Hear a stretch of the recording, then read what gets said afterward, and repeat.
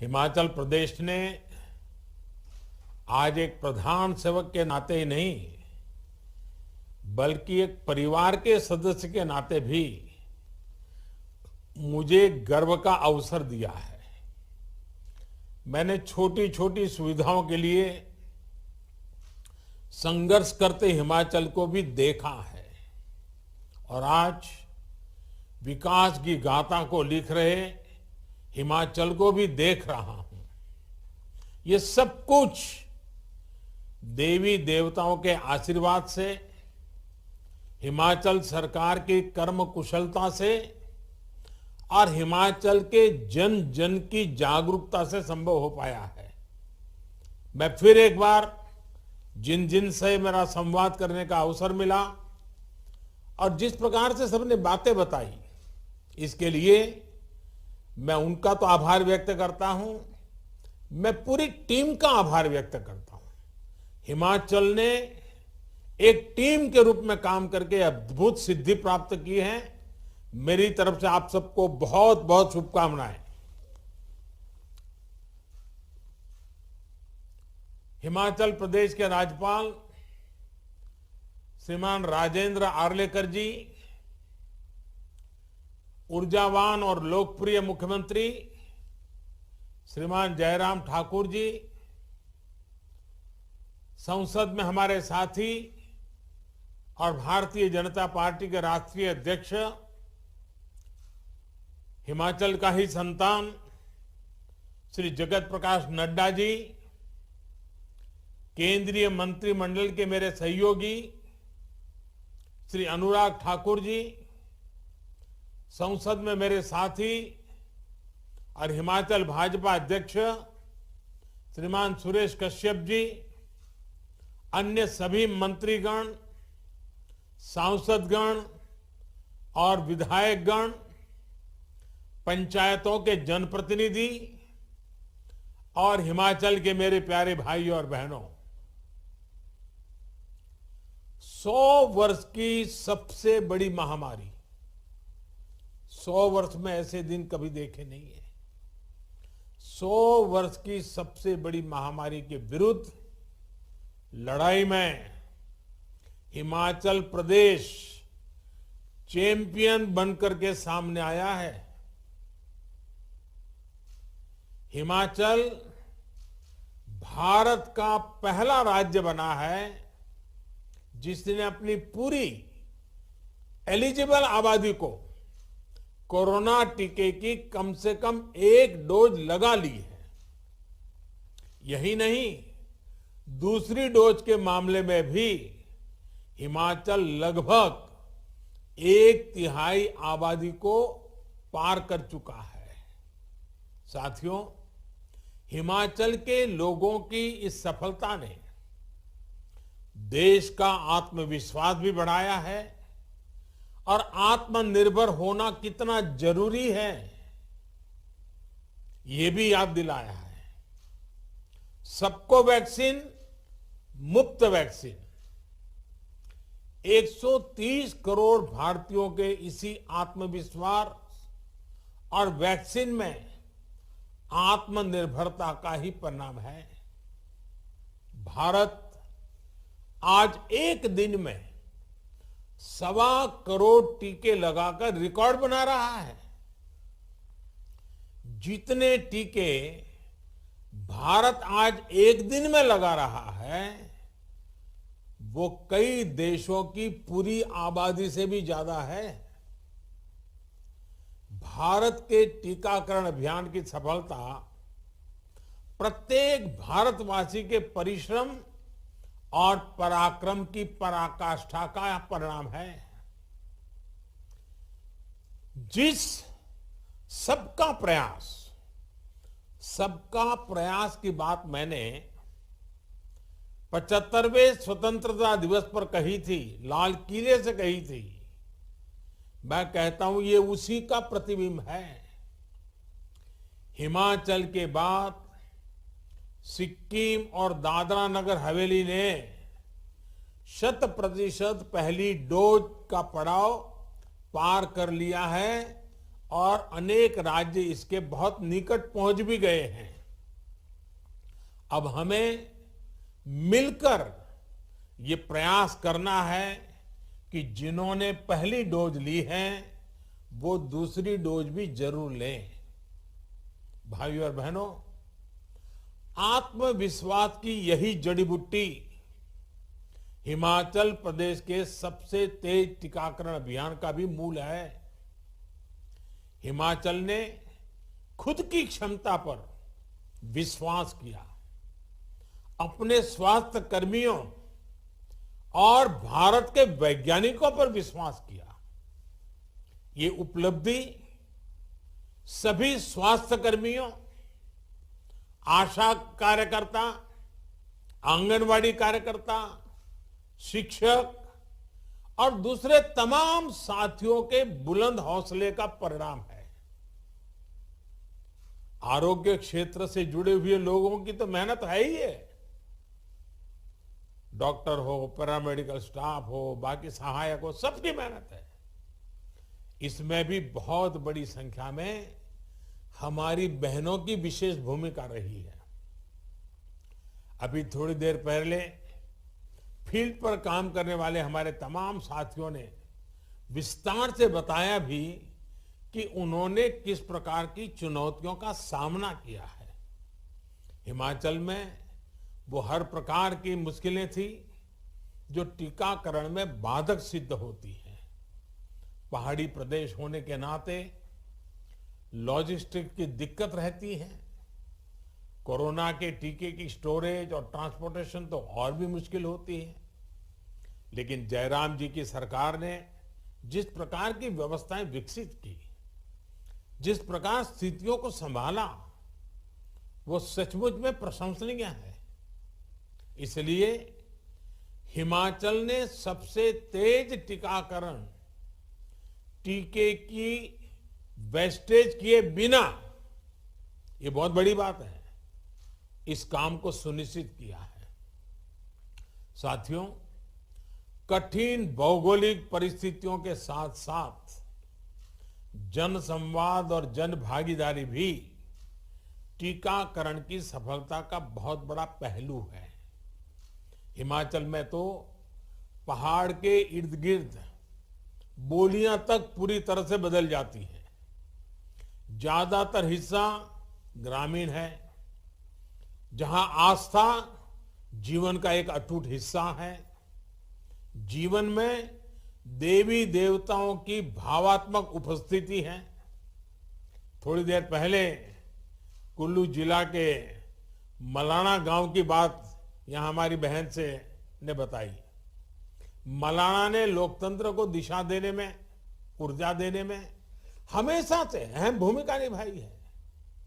वहां की टीम ने विशेष कैंप लगाया, स्टार्स पेन से टीके का बॉक्स पहुंचाया और वहां के देव समाज से जुड़े महत्वपूर्ण व्यक्तियों को विश्वास में लिया। जन भागीदारी और जन संवाद की ऐसी रणनीति शिमला के डोडराकार, कांगड़ा के छोटा बड़ा भंगाल, किन्नौर, लाहौल स्पीति और पांगी भरमौर जैसे हर दुर्गम क्षेत्र में भी काम आई। साथियों, मुझे खुशी है कि लाहौल स्पीति जैसा दुर्गम जिला हिमाचल में भी 100% पहली डोज देने में अग्रणी रहा है। ये वो क्षेत्र हैं जो अटल टनल बनने से पहले महीनों महीनों तक देश के बाकी हिस्सों से कटा रहते थे। आस्था, शिक्षा और विज्ञान मिलकर कैसे जीवन बदल सकते हैं, ये हिमाचल ने बार बार कर दिखाया है। हिमाचल वासियों ने किसी भी अफवाह को, किसी भी अपप्रचार को टिकने नहीं दिया। हिमाचल इस बात का प्रमाण है कि देश का ग्रामीण समाज किस प्रकार दुनिया के सबसे बड़े और सबसे तेज टीकाकरण अभियान को सशक्त कर रहा है। साथियों, तेज टीकाकरण का लाभ हिमाचल के टूरिज्म उद्योग को भी होगा, जो बड़ी संख्या में युवाओं के रोजगार का माध्यम है। लेकिन ध्यान रहे, मास्क और 2 गज की दूरी का मंत्र हमने टीके के बावजूद भूलना नहीं है। हम तो हिमाचल के लोग हैं, हमें मालूम है स्नोफॉल बंद हो जाता है, उसके बावजूद भी हम जब चलने के लिए निकलते हैं तो बराबर संभल संभल करके पैर रखते हैं। हमें पता है ना, स्नोफॉल बंद होने के बाद भी संभल करके चलते हैं। बारिश के बाद भी आपने देखा होगा, बारिश बंद हो गई होगी, छाता बंद कर दिया, लेकिन पैर संभल के रखते हैं। वैसे ही इस कोरोना महामारी के बाद जो बातों को संभालना है वो संभालना ही है। कोरोना काल में हिमाचल प्रदेश बहुत से युवाओं के लिए work from home, work from anywhere इसका पसंदीदा डेस्टिनेशन बन गया। बेहतर सुविधाओं, शहरों में बेहतर इंटरनेट कनेक्टिविटी का हिमाचल को बहुत लाभ मिल रहा है। भाई और बहनों, कनेक्टिविटी से जीवन और आजीविका पर कितना सकारात्मक असर पड़ता है, ये इस कोरोना काल में भी हिमाचल प्रदेश ने अनुभव किया है।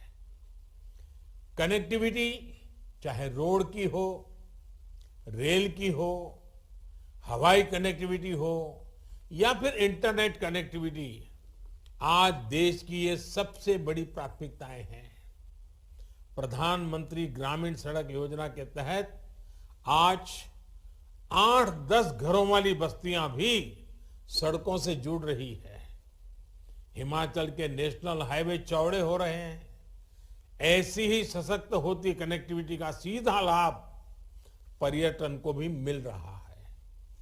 फल सब्जी का उत्पादन करने वाले किसान बागवानों को भी स्वाभाविक रूप से मिल रहा है। गांव गांव इंटरनेट पहुंचने से हिमाचल की युवा प्रतिभाएं वहां की संस्कृति को, पर्यटन की नई संभावनाओं को देश विदेश तक पहुंचा पा रहे हैं।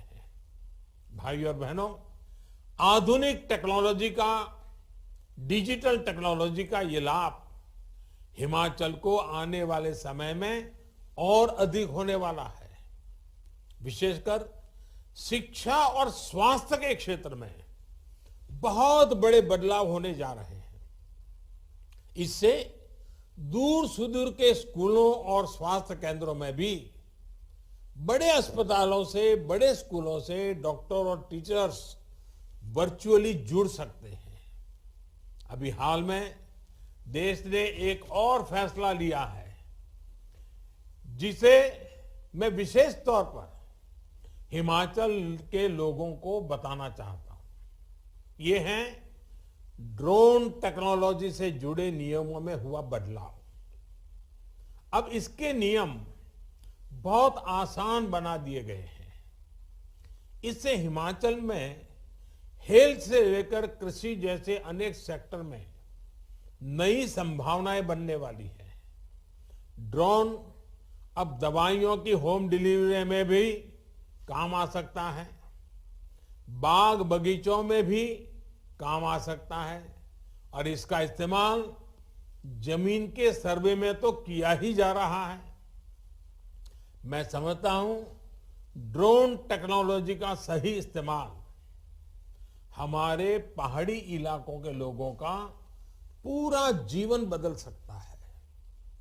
जंगलों की सुरक्षा और संरक्षण के लिए भी हिमाचल में ड्रोन टेक्नोलॉजी का बहुत इस्तेमाल हो सकता है। केंद्र सरकार की निरंतर ये कोशिश है कि आधुनिक टेक्नोलॉजी का ज्यादा से ज्यादा उपयोग सरकारी सेवाओं में भी हो।